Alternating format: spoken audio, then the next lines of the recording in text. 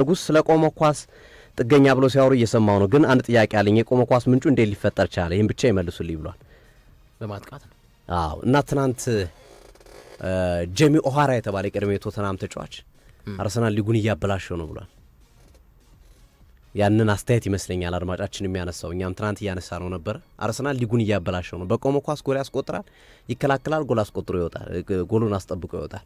እና ሌሎችም ክለቦች እንደዛ ማድረግ ስለሚፈልጉ የለካም ይሄም አለ ብለው እያሰቡ የሊጉን ይሄ ውበት ያለውን እግር ኳስ እያጣ ነው በሚል ሀሳብ ሰጥቶ መነጋገሪያ ነበር ትናንት ማምሻው። ለዛ ይመስለኛል። በቀጥታ ትናንትናው ጨዋታ እናመራለን። አርሰናል ከአትሌቲኮ ማድሪድ ጋር የሚያከናውኑት ጨዋታ ትናንት በጣም ጠባቂ ጨዋታ ነው። ከነበሩት ጨዋታዎች የሚጠበቀው በፉክክር ረገድ ከቡድኖቹ ፕሮፋይል፣ ከአሰልጣኞቻቸው፣ ከተጫዋቾቻቸው ጥራት አንጻር የኛው ጨዋታ በጣም ትልቅ ትኩረት የተሰጠው ነበረ። ትናንት የሻምፒዮንስ ሊጉ የጎል ናዳ ሲወርድበት ያመሸ ነው። ናፖሊ 6 ጎል ሲያስተናግድ 6-2 ነው ናፖሊ በፒኤስቪ የተሸነፈው። ባርሴሎና 6-1 አሸንፏል ኦሎምፒያኮስ። ፒኤስጂ 7 ጎል አስቆጥሯል። አርሰናል 4-0 አሸንፏል። በቃ የጎል ምሽት ነበር የትናንትናው ምሽት። ጎል እንደ ዝናብ ሲወርድ የነበረበት ምሽት ነበረ። እግር ኳስ ነው ባስኬትቦል ነው እስኪባል ድረስ ማለት ነው የትናንትናዎቹ ምሽቶች። እንደ አድማጮቻችን ውጤት ያልሰሙ ካሉ ባጭሩ ልጥቀስላቸው። ትናንት በነበሩ ጨዋታዎች በሻምፒዮንስ ሊጉ ባርሴሎና ኦሎምፒያኮስን 6-1፣ ካይራት አልማቲ ከፓፎስ 0-0፣ አርሰናል አትሌቲኮ ማድሪድን 4-0፣ ባየር ሊቨርኩሰን በሜዳውና በደጋፊ ፊት በፓሪስ ሰን ጀርመን 7-2፣ ቦሩሲያ ዶርትሙንድ ከሜዳ ውጭ ኮፐንሃገን 4-2 አሸንፏል። ኒውካስል ቤኔፊካን 3-0፣ የጆዜ ሞሪኖ ቡድን ሽንፈት በሳምንት እየቀመሰ ነው። ፒኤስቪ ኢንዶቨን ናፖሊ 6-2። ይሄ በጣም አስደንጋጭ ውጤት ይመስላል ከውጤቶቹ ሁሉ። ናፖሊ ሻምፒዮን ነበረ የሴሪያው ባለፈው ውድድር ዓመት። ዘንድሮም ጥሩ ፉክክር እያደረገ የሚገኝ ቡድን ነው። 6-2 ተሸንፏል። እንደዚሁ ዩኒየን ሴንት ጊሎይስ በኢንተር ሚላን 4-0 ተሸንፏል። ማንቸስተር ሲቲ ቪያሪያልን 2-0 አሸንፏል። ብቸኛ ጎል ያልተቆጠረበት ጨዋታ የካይራት አልማቲና የፓፎስ የሁለቱ ደካሞች ጨዋታ ነው 0-0 ያለቀው። አብዛኛው ግን ብዙ ጎል የተቆጠረበት ጨዋታ ሆኖ ተመልክተነዋል። እንግዲህ ትናንት በነበረው ጨዋታ ላይ ከአርሰናልና አትሌቲኮ ማድሪድ ላይ ነው ትኩረታችን የምናደርገው ከሌሎች ጨዋታ በተለየ መንገድ። ሚካኤል አርቴታን ትናንት ታሪክ ጽፈዋል። በአውሮፓ ሻምፒዮንስ ሊግ ታሪክ 7 ተከታታይ ጨዋታዎችን በማሸነፍ የስፔን እግር ኳስ ክለብን በማሸነፍ የመጀመሪያው አሰልጣኝ ሆኗል። በሻምፒዮንስ ሊግ 7 ተከታታይ ጨዋታ የስፔን ክለቦችን ያሸነፈ የለም። አዲስ ታሪክ ነው ይሄ እና በአሁኑ ሰዓት የስፔኑ ንጉስ ፊሊፔ 6ኛ ናቸው። ለምሳሌ እንግሊዝ ላይ ቻርለስ ናቸው አይደለ? ስፔን ላይ ፊሊፔ 6ኛ ናቸው እና ፊሊፔ 6ኛ የሚለው የስፔን ንጉስ ይሰረዝና ሚካኤል አርቴታ ይሁን እየተባለ ነው። በጣም አስደናቂ ቁጥር ነው። የሚካኤል አርቴታ ቁጥሮች አስደናቂዎች ናቸው።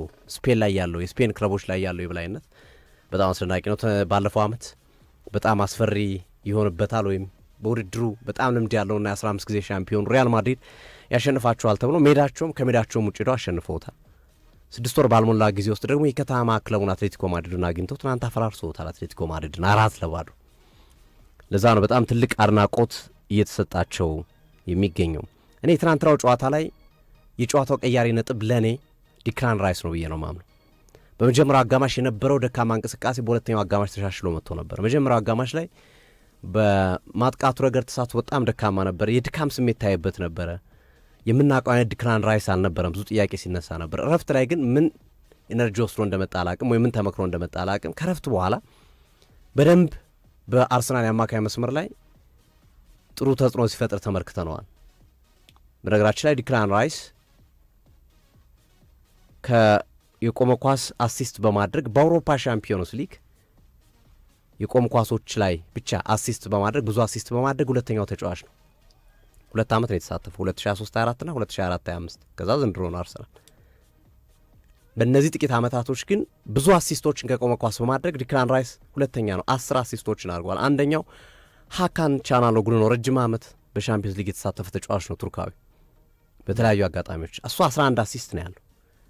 ዲክላን ራይስ ይሄ ከቆመ ኳስ አሲስት ማድረግን እና ጎል ማስቆጠርን በተለይ አሲስት ማድረግን ክብረ ወሰን ይሰብራል ተብሎ ይጠበቃል በቀጣዮቹ ጨዋታዎች። ከኋላ ተምዘግዝጎ ከመምጣቱ ጋር ተያይዞ ጥቂት ጨዋታ ከቻላኖግሉ አንጻር ከማድረጉ ጋር ተያይዞ ማለት ነው። ይህ ተጫዋች አምና ማድሪድን ሲያሸንፉ ሁለቱንም የቅጣት ምት ጎሎች አስቆጥሯል። ዘንድሮም የጋብርኤል ማጋሌሽን ጎል እሱን ያሻገረው። ሌላኛዋን የማዕዘን ምትም ተሻግራ ተጨራርፋ የተቆጠረችው ጎልም ከሱ የተነሳች ናት እና የተጫዋች በቆመ ኳስ እየፈጠረ ያለው ተጽዕኖ ዓለም ላይ ስሙን በደማቅ ላጽፎ የሚችል በዚሁ የሚቀጥል ከሆነ በጣም አስገራሚ ነው እና የእሱ መፍዘዝ የእሱ ደካማ መሆን የአርሰናል የማጥቃት እንቅስቃሴም ደካማ አድርጎት ነበረ። በንጽጽር የፓብሎ ባሪዮስና ኮኬ ጥምረት ዙቢሜንዲና ራይስ ላይ በተወሰነ መንገድ ኮምፒቲቲቭ ነበረ ራይስ ወደ ምርጥ ብቃቱ እስኪመጣ ድረስ እና ሁለተኛው አጋማሽ አርሰናል ተሻሽሎ እነዛን ጎሎች ሁሉንም ጎሎች ለማስቆጠሩ ምክንያት ባይሆንም ግን አርሰናል ቢያንስ አንድ ስቴፕ እንዲያድግ ያደረገው የዲክላን ራይስ ከረፍት መልስ ተሻሽሎ መምጣት ይመስለኛል። በሶስት ጨዋታ አንድ ሹት ብቻ ነው አርሰናል ያስተናገደው፣ ኦን ታርጌት ሹት ማለት ነው። አንድ ኢላማውን የጠበቀ ሙከራ ነው። በዌስትሃም አልተሞከረበትም፣ በፉናም አልተሞከረበትም፣ ትናንት ነው። እሱም ለማለት ያስቸግራል። በጎን በኩል የተመታ ኳስ ነው፣ ከጎን ነው የያዘው ራያ፣ ያው ግብ ጠባቂው ስለያዘው በሚል ይመስለኛል ሹት ኦን ታርጌት የተባለው እንጂ ሹት ቀጥታ የተመታ አይደለም። ከዛ ይልቅ የጁሊያን አልቫሬዝ ከሳጥን ውጭ መጥቶት የጎል አንግል የመለሰበት ኳስ በጣም የሚያስቆጭ ነበር። ምናልባት ያቺ ጎል ተቆጥራ ቢሆን ኖሮ አሁን ስለዚህ ጨዋታ የምናወራው ሌላ ይሆን ነበር። አትሌቲኮ ማድሪድ ያንን ጎል ቢያስቆጥር በደንብ ሊዘጋ ይችል ነበር። የሲሞኒ ልጅ ራሱ የሞከረው ሙከራ በኋላ ላይ ነው፣ ከጎሏ በኋላ ነው። ጉሊያኖ ሲሞኒ ከጎሏ በኋላ ነው መሞከር የጀመረው። ከጎሏ በፊት ግን ከጋብርኤል ማጋሌሽ ጎል በፊት ግን የአልቫሬዝ ቢቆጠር ምናልባት ብዙ ነገሮችን ሊቆጠር ይችላል። ግን በዛው ልክ ደግሞ አርሰናል ፈርስት ሃፍ ላይ በተለይ የኢዜ የጎል ቋሚ የመለሰበት ኳስ ተጨራርፎ እሱም የሚጠቀስ ኳስ ነበረ። ፈርስት ሃፍ ላይ አርሰናል ብዙ የጎል ዕድሎችን መፍጠር ችሏል። 9 የጎል ዕድሎችን ፈጥሮ ነበር በፈርስት ሃፍ ብቻ። ከዛ በታሪክ አርሰናል ብዙ የጎል ዕድል ሻምፒዮንስ ሊግ ላይ ፈጥሮ ጎል ያላስቆጠረው ኦሎምፒያኮስ ላይ ነው 2014።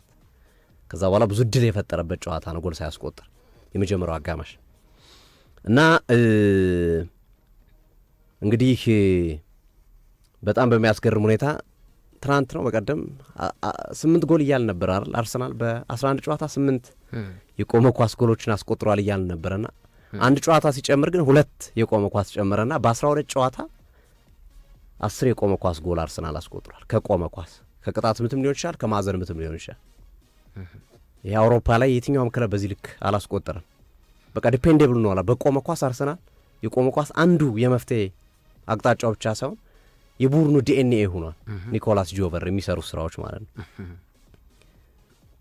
በነገራችን ላይ በ12 ጨዋታ አርሰናል 9 ክሊንሺት ማስመዝገብ የቻለበት ነው። 9 ክሊንሺት አስመዝገዋል በ12 ጨዋታ። በጣም ትልቅ ቁጥር ነው። 12 ጨዋታ አድርጎ 9 ላይ ጎል አልተቆጠረበትም። ይሄ ለማመን የሚያስቸግር አስደናቂ ፋክት ነው። በነገራችን ላይ 3 ጎል ተቆጥሮበታል አይደል እስካሁን አርሰናል። በኦፕን ፕሌይ ወይም በቅብብል የተቆጠረበት ግን 1 ጎል ብቻ ነው። 2 ከቆመ ኳስ ነው የተቆጠሩበት። በኦፕን ፕሌይ ኤርሊንግ ብራውት ሃላንድ ብቻ ነው አርሰናል ላይ ጎል ያስቆጠረው። ይህም እንግዲህ በ12 ጨዋታ 3 ጎል ብቻ በማስተናገዳቸው አርሰናል በ12 ጨዋታ 3 ጎል ብቻ ያስተናገደበት በታሪክ የመጀመሪያው የውድድር ዓመቱ ነው። ለመጀመሪያ ጊዜ ነው አርሰናል በ12 ኢንቪንሲቪል የሆነው የአርሰን ቪንገር ቡድን በለው የጆርጅ ግራሃም በጣም ጠንካራው የመከላከል አቅም። እንዲሁም አንዳንዶች ከጆርጅ ግራሃም ቡድን ጋር የአርቴታን ቡድን ያወዳድሩታል። ግን ሌላ ፍሌቨር አለው የአርቴታ ቡድን። የግራሃም የነ ቶኒ አዳምስ የነ ሚስተር አርሰናል ቡድን በጣም የገት ያለው ዝም ብሎ የሚከላከል ቡድን ብቻ ነው። ይሄኛው ግን ትንሽ ፍሌቨር አለው ይሄኛው አርሰናል እና የነ ግራሃም ቡድን በጣም አደገኛ የሚባለው ተከላካይ የሚባለው ቡድን እንደዚህ አይነት የጎል ያለመቆጠር ሪከርድ አልነበረውም። ይሄ አስገራሚ ክብረ ወሰን ነው የተመዘገበ ነው በአርሰናል ቡድን ውስጥ። ያም ማለት እንግዲህ በሻምፒዮንስ ሊግ እንግዲህ አርሰናል 9 ጨዋታዎችን አድርጓል በምድብ እንዳጠቃላይ ከ9 በላይ ጨዋታዎችን ከ2023 ጀምሮ ሆም ላይ በሜዳው አልተሸነፈም። ይሄ ጥሎ ማለፍ ሴሚ ፋይናል ግማሽ ፍጻሜ ምናምን ጨዋታ ያልሆኑ ማለት ነው እና 9ኙንም በክሊንሺት ነው የወጣው። 27 ጎል አስቆጥሮ 1 ጎል አልተቆጠረበትም ሻምፒዮንስ ሊግ። ይሄ በጣም አስገራሚ ክብረ ወሰን ሊባል የሚችል ይመስለኛል ለአርሰናል። በትናንትናው ጨዋታ በልዩነት ደምቀው የነበሩ ተጫዋቾች ነበሩ። አንደኛው እና ትልቅ ጥያቄ ሲነሳበት የነበረው ቪክቶር ዮኬሬሽ ነው። ዮኬሬሽ በአርሰናል ማሊያ በ7 ጨዋታ ጎል ማስቆጠር አልቻለም። ሊድስና ኖቲንግሃም ፎረስት ላይ ጎል ካስቆጠረ በኋላ ከዛ በኋላ ማሽኑ መስራት አቁሞ ነበረ። የጎሉ ማሽን መስራት አቁሞ ነበረ እና ብዙ መፍትሄዎች ተሞክረው ነበረ። በእርግጥ በእያንዳንዱ ጨዋታ ባለፉት 7 ጨዋታዎች እሱ ባይኖር አርሰናል እነዚህን 7 ጨዋታዎች ያሸንፍ ነበረ። ያሸነፈባቸውን ብለህ ስታስብ ጥያቄ የምታነሳበት ነው። የእሱ መኖር ብዙ ነገሮችን አቅሏል።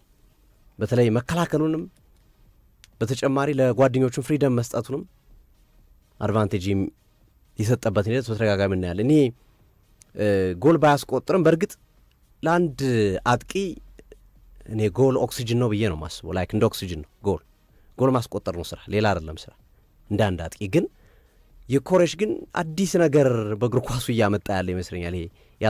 ይሄ ብዙ የማናየው ብዙ ጊዜ አጥቂዎች የምንላቸው ሸልኮ ያገባሉ ምናምን እንደዚህ የሆነ ነገር ያደርጋሉ አይደለ? ብዙ አጥቂዎች በጎል በምንም የትንፍጩ ዱቄቱን አምጪ በሚመስል ሁኔታ ጎል ሲያስቆጥሩ እናያለን። የኮሬሽ ደግሞ ከዛ ይልቅ ሌላ ዳይናሚዝም ሰጥቷል አርሰናል ቡድንም ለዓለም እግር ኳስ ይመስለኛል። እንግዲህ በደንብ ተከላካይ መስመሩን የተቃራኒ ተከላካይ መስመር የሚጫን ሃይላይን መጫወት የሚፈልግ ቡድን እንዳይጫወት የሚያደርግ በሃይላይን መጫወት ከፈለግ ትቀጣል። ለዛ ነው ትናንት ጎል ያስቆጥረው። ትናንት ከጨዋታው በፊት ቀን ላይ አንስተነዋል፣ ማታ ላይም በነበረው የጨዋታ ትንታናችን ስናነሳ ነበር። የኮረሽ አትሌቲኮ ማድሪድ ይመቸዋል፣ ግን መቼ አትሌቲኮ ማድሪድ ጎል ካስተናገደ ቃል በቃል ያስቀመጥነው ነው። ትናንት ትንታናችን ላይ ማታ ላይ ጨዋታው ከመጀመሩ በፊትም ማየት ይችላሉ። ጎል ካስቆጠረ በኋላ የአትሌቲኮ ማድሪድ ቡድን በሃይላይን ነው መጫወት የፈለገው፣ ተጠግቶ ተከላካዩ በተደጋጋሚ ሲቀጣው የነበረውም ጎል ሲያስቆጥር የነበሩበትም ሂደት ከዚህ የመነጨ ነው እና ቪክቶር ኮሬሽ በብሔራዊ ቡድንም በክለብ ደረጃ 9 ተከታታይ ጨዋታዎችን ነው ሳያስቆጥር የተጓዘው።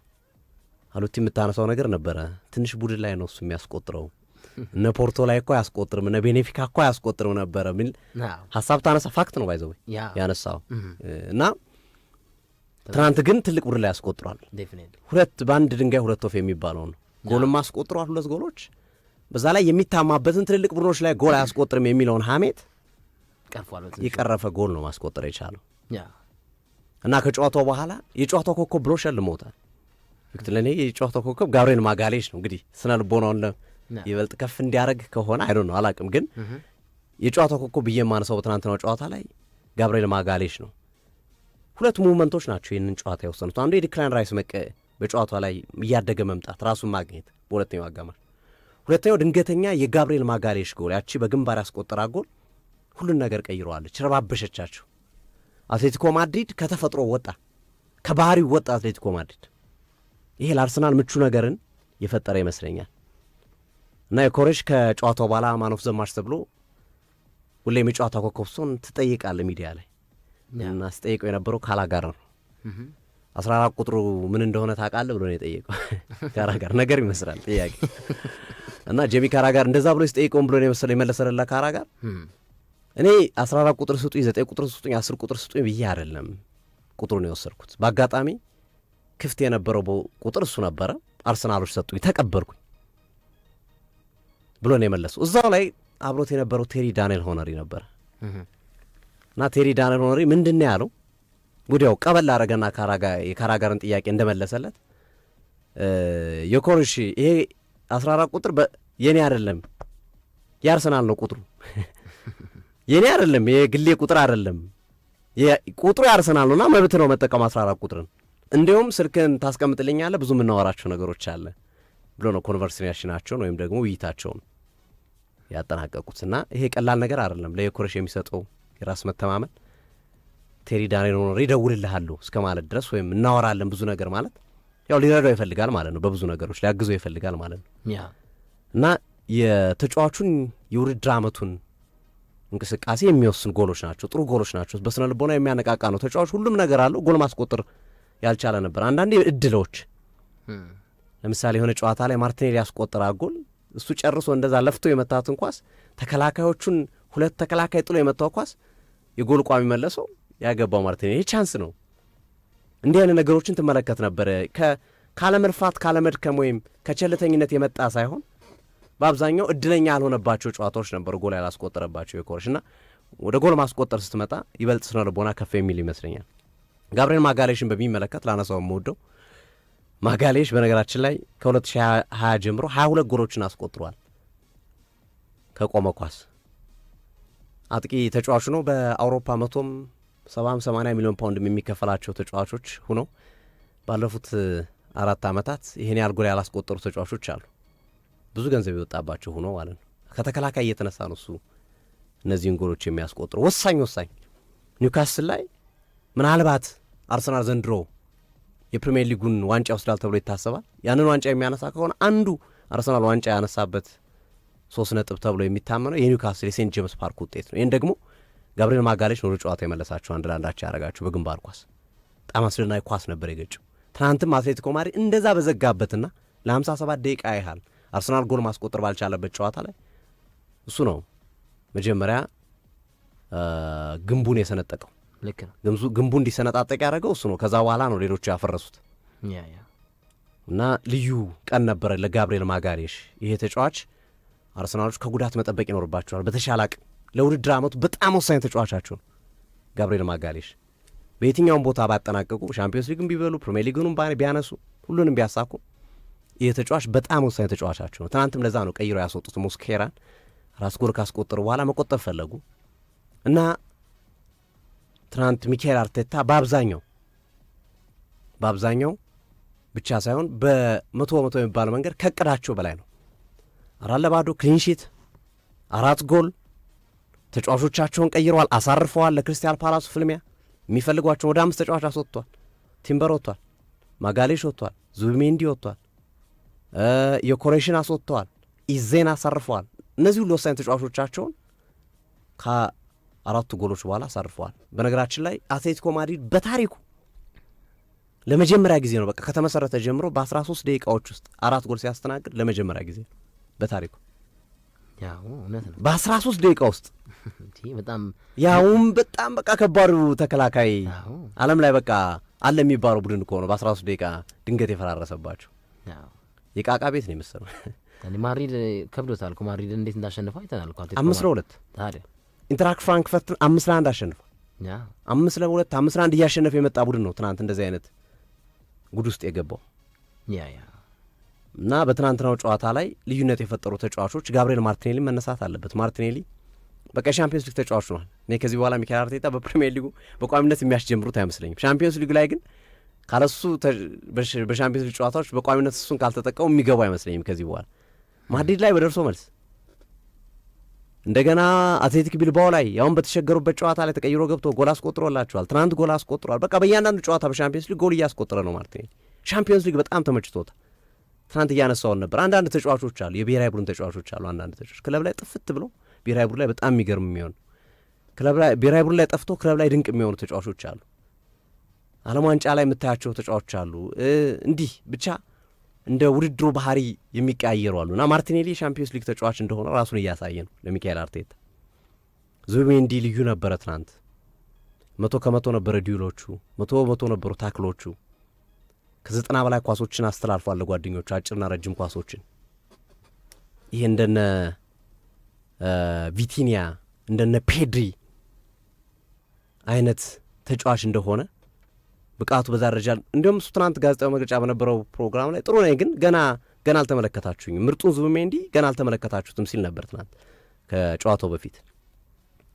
ማይልስ ሉዊስ ስኬሊ በእርግጥ የሚካኤል አርቴታ ምርጫ እኔ ልክ ይመስለኛል። አሁንም ካላፊዮሪ ስቲል ከማይልስ ሉዊስ ስኬሊ የተሻለ ተጫዋች በብዙ መንገዶች መመዘኛዎቹ ብዙ ናቸው። ግን ማይልስ ሉዊስ ስኬሊም ብዙም ርቆ የሚገኝ ተጫዋች አይደለም፣ እዛው አጠገቡ ያለ ተጫዋች።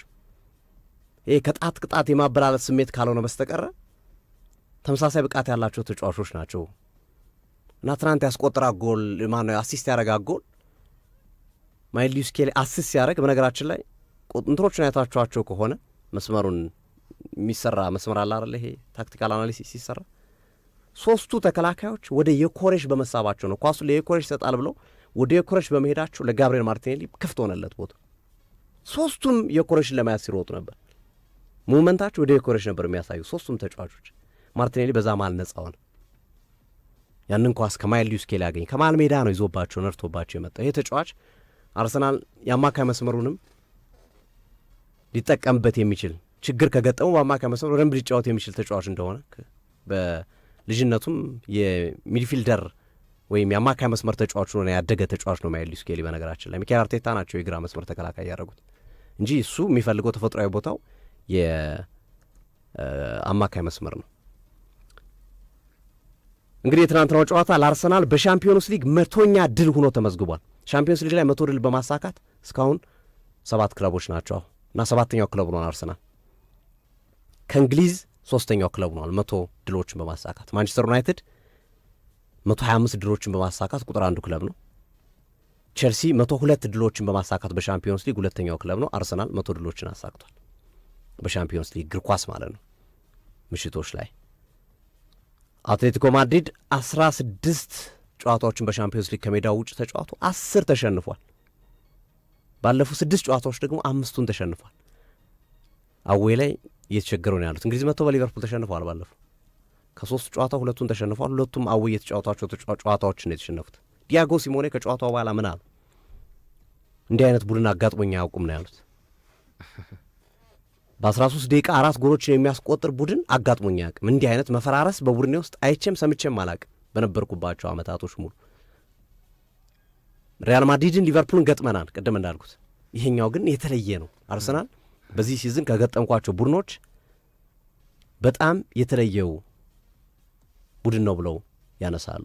ሚኬል አርቴታ ደግሞ እኔ የምፈልገው ይሄን ነው የሚለውን ዘፈን ነው የዘፈኑት። በቃ ይሄን ነው እኔ ለአርሰናል የምፈልገው አጫዋት ይሄን እንድታረጉ ነው የምፈልገው ተጫዋቾቼ ብሎ ተጫዋቾቻቸውን ያመሰገኑበት ይላል። የአርሰናል ሌግጄሪ ወቅት የአርሰናል ቅብጠት አሁን የሚቀጥል ይመስላል አሉት። ቢያንስ እስከ ኖቬምበር ረፍት ድረስ አርሰናል ደጋፊዎችም ተጫዋቾችም ኢንጆይ እያደረጉ በደስታ የሚቆዩበት ወር ይመስላል።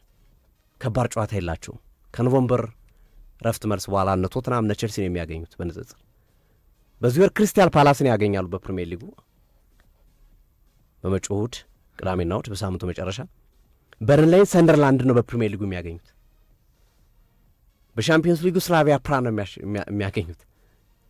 በሊግ ካፕ ብራይተንን ነው የሚያገኙትና ሞር የመዝናናት አይነት ስሜት ያለው ግን ሲሪየስ መሆነ እግር ኳስ ያው አንዳንዴ ያልጠበቅከው ቡድን ጉድ ይሰራል። ግን አርሰናል በደንብ የሚቀብጥበት ወር ይመስላል። እስከ ኖቨምበር ወር የዓለም የብሔራዊ ቡድን ጨዋታዎች ረፍት ድረስ አርሰናል በደንብ የሚዝናናበት ይመስላል እና ይበልጥ የሊጉ መሪነት ሊያሰፋ ይችላል የሚሉ ግምቶች ናቸው አሁን ኮዱ እየተሰጡ ያሉት። ምክንያቱም ሲቲ አስቶን ቪላና ሊቨርፑልን ያገኛል በቀጣይ 3 ጨዋታዎች።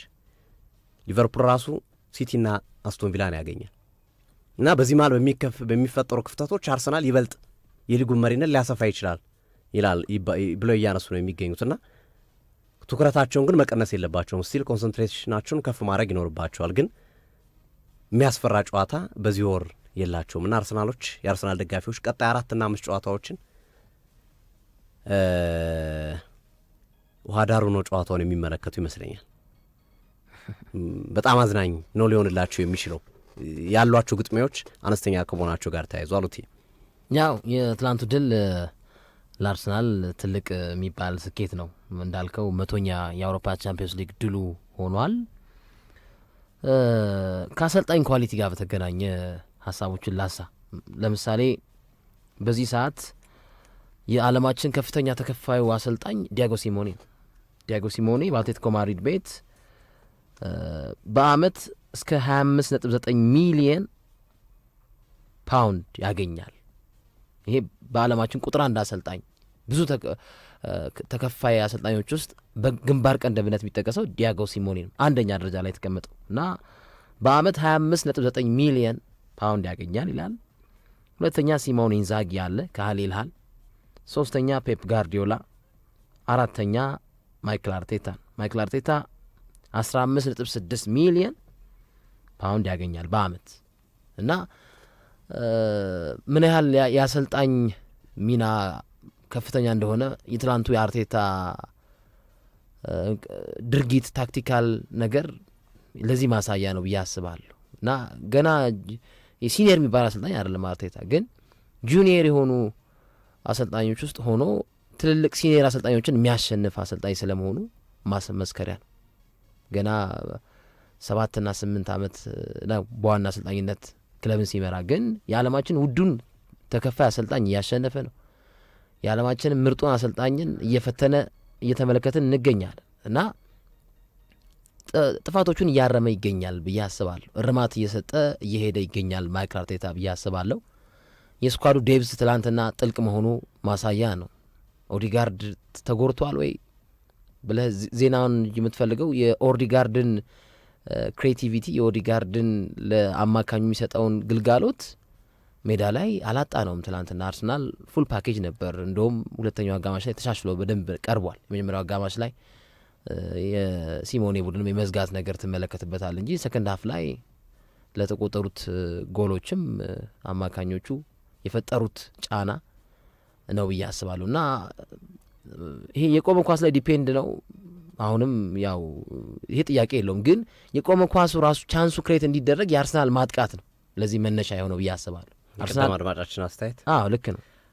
የቆመ ኳስ ትናንት ባይዘው የቆመ ኳስ ብቻ አይደለም ያስቆጥሩ፣ በኦፕን ፕሌይ አስቆጥሯል። የማይል ሊዩስ ኬሪ የጋብሪኤል ማርቲኔሊ ጎል በቆመም ኳስ አስቆጥሯል።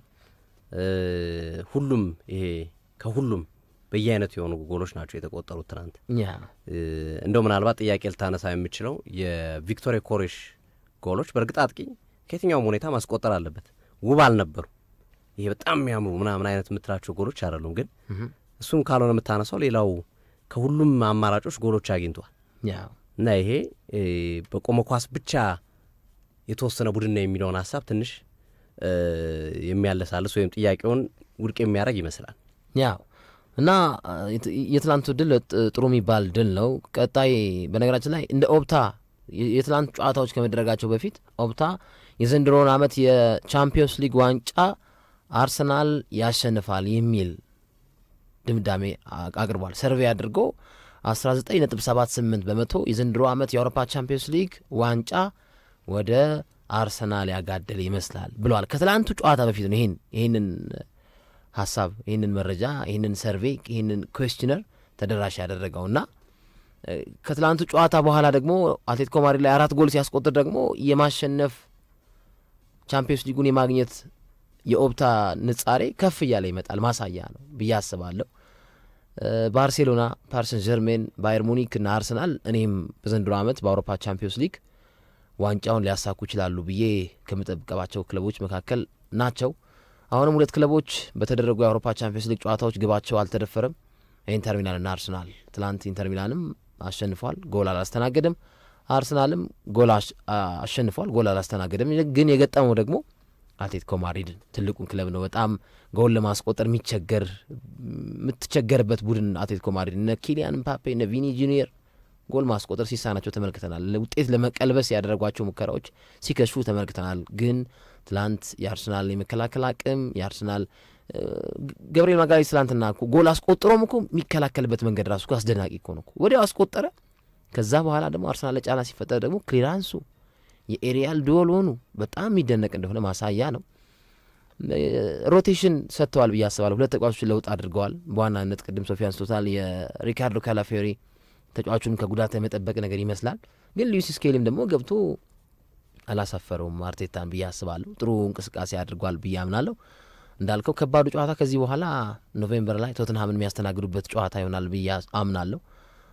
በዚህ ረገድ የፕሪሚየር ሊጉ ሌሎች ተጋጣሚዎቻቸው ደግሞ ከባድ የሆኑ ጨዋታዎችን እርስ በርስ የሚገናኙበት መርሃ ግብር እንዳለ የሲቲና ሊቨርፑልን ማሳያ ነው ብዬ አምናለሁ። አርሰናል እንግዲህ በቻምፒዮንስ ሊጉ በቀጣይ የሚገጥማቸው መርሃ ግብሮች የቡድኑን ቅርጽ የቡድኑን ታይትል ኮንቴንደርነት ሊያመላክቱ ይችላሉ ብዬ የምገምትባቸው መርሃ ግብሮች አሉ። አዲሱ የአውሮፓ ቻምፒዮንስ ሊግ ፎርማት በተከታታይ በሜዳ የምታደረጋቸው ጨዋታዎች ይኖራሉ። ከዛ በኋላ ደግሞ 4 ተከታታይ ጨዋታዎችን ደግሞ ከሜዳ ውጭ የምታደረግበት መንገድ አለ እና ማይክል አርቴታ እንግዲህ በ3 ጨዋታዎች ጎል አላስተናገደም። ትልቅ ጌሞች ናቸው ማለት ይቻላል። በተለይ አትሌቲኮ ማድሪዱ ጌም ጥያቄ የለውም። ግን አሁን በቀጣይ በአውሮፓ ቻምፒዮንስ ሊግ ስላቨን ብርሃን ይገጥማል። ስላቨን ብርሃን የቼክ ሪፐብሊኩን ክለብ ይገጥማል። ከዛ በኋላ ባየር ሙኒክ የሚያስተናግድበት ጨዋታ በጣም ማየት የምፈልገው ጨዋታ የአርሰናልን አቋም የአርሰናልን ብቃት ይሄ የቻምፒዮንስ ሊግ ዋንጫን ሊያሳካ የሚችል ትውልድ ነው ብለን ጀጅ እንድናረግ ከሚያደርጉን ጨዋታዎች መካከል አንደኛው ብዬ አስባለሁ። ቪሴንት ካምፓኒም ጥሩ ቡድን እየሰራ ይገኛል። በሁሉም ውድድሮች እስካሁን አልተሸነፍም፣ አሸንፏል። 40 ጎሎችን አስቆጥረዋል። 2 ዓመት ኮንትራት ኤክስቴንድ አድርጓል እና ለቻምፒየንስ ሊጉ ከሚጠበቁ ክለቦች መካከል ሌላው ከፒኤስጂ ከባርሴሎናና ከአርሰናል ቀጥሎ ባየር ሙኒክ ነው እና አርሰናል ደግሞ በቀጣይ ይህንን መርሃ ግብር ደግሞ ኖቬምበር 26 የሚያደርግበት ጨዋታ ሌላው የምጠብቀው መርሃ ግብር በተከታታይ ነው። ባይዘዌ ሁለቱን በሜዳቸው የሚያደርጉት ጨዋታ ነው። 12ኛው ሳምንት ላይ ቶተንሃምን ይገጥምና ኖቬምበር 23 ከዛ ከቀናቶች በኋላ ደግሞ በሜዳው ኤምሬትስ ባየር ሙኒክን ይገጥማል ብዬ አስባለሁ እና ይሄ እነዚህ ጨዋታዎች የአርሰናልን ደግሞ በደንብ ብቃቱን በደንብ ይሄ ዋንጫ ቲም ነው ብለን ወደ ማረጋገጫው እንድንሄድ የሚያሳዩ መርሃ ግብሮች ይሆናሉ። የትላንቱ ድል በጣም አስደናቂ ነው። ዲክላን ራይስ እጅግ በጣም አስደናቂ ጨዋታን ትላንትና ተላብሶ ተመልክቼዋለሁ። ማይክል አርቴታ ስለ ዮኬሬሽ ሀሳብ ሰጥተዋል። ዮኬሬሽ ጎል ማስቆጠሩ ጥሩ ነው፣ እንዲነቃቃ ያደርገዋል፣ ወደ ነበረበት ወደ ቀደመው ዮኬሬሽነቱ ይመልሰዋል። ግን አሁንም በዮኬሬሽ ውስጥ ማየው ብዙ መልካም ነገሮች አሉ የሚል ሀሳባቸውን ከጨዋታው መጠናቅ በኋላ ተናግረዋል። አርሰናልና ተከላካዩ አርሰናልና ማጥቃቱ መደራጀቱ በጣም በጣም አስደናቂ እንደሆነ ተመልክተናል እና የአርሰናል ተከላካዮች በጣም በቃ ዌል ዲዘርቭድ ናቸው። አሁን የዓለማችን ምርጡ ተከላካይ ብለህ የምትጠራው ቲም አርሰናል ጥያቄ የለው እና እንደ ኦፕታ መረጃ ከሆነ 19.78 በመቶ የዘንድሮ የአውሮፓ ቻምፒዮንስ ሊግ ዋንጫ ወደ ለንደኑ ክለብ ያመራል ብሏል። ይህንን እውነታ ይህንን ሀሳብ ሊደግፍ የሚችል ብቃትን ደግሞ እየተመለከትን እንገኛለን በአርሰናል። በጣም አሪፍ ክቡራትና ክቡራን አድማጮቻችን፣ ስንመለስ ማንቸስተር ሲቲ ጥሩ እየመጣ ያለ ቡድን ይመስላል። በፕሪሚየር ሊጉም በሻምፒዮንስ ሊጉም የዘንድሮው የውድድር ዓመት ለፔፕ ጋርዲዮላ እንደገና ወደ ፉክክር የሚመለሱበት ይመስላል። በተለይ ዶናሩማ ከመጣ ወዲህ ማንቸስተር ሲቲ ሽንፈት አላስተናግድም። ሊቨርፑል 4-4 ሆኗል ብሏል ሰሞኑን ግርማቸውና አስገራሚ ቁጥሮችን በማንሳት 4ኛ ደረጃ በሊጉ 4 ነጥብ ከአርሰናል ልዩነት 4 ሽንፈት በማለት ነበረ ግርምሾ ያነሳውና ዛሬስ ያገግም ይሆን ሊቨርፑል? የሊቨርፑል የተወሰኑ ጉዳዮች እናነሳለን። ኢንትራክት ፍራንክፈርትን ነው የሚገጥመው፣ ከሜዳ ውጭ ነው የሚጫወተው። ቼልሲ ከአክስ ይጫወታል ዛሬ። እንደዚሁም ቶትናምም ዛሬ ጨዋታ አለው። ትናንት 3ቱ ድል አድርገዋል የፕሪሚየር ሊጉ ክለቦች ኒውካስልም፣ ሲቲም፣ አርሰናልም። ዛሬስ 3ቱ ይሳካላችሁ ይሆን? አብረን የምናየው የሚሆነው የማንቸስተር ሲቲን ብቃት አያይዘን የምሽቱን የሻምፒዮንስ ሊግ ጨዋታዎች እንዳሰስ አድርገን በሁለተኛው ዙር ቆይታችን የምናነሳ ነው የሚሆነው።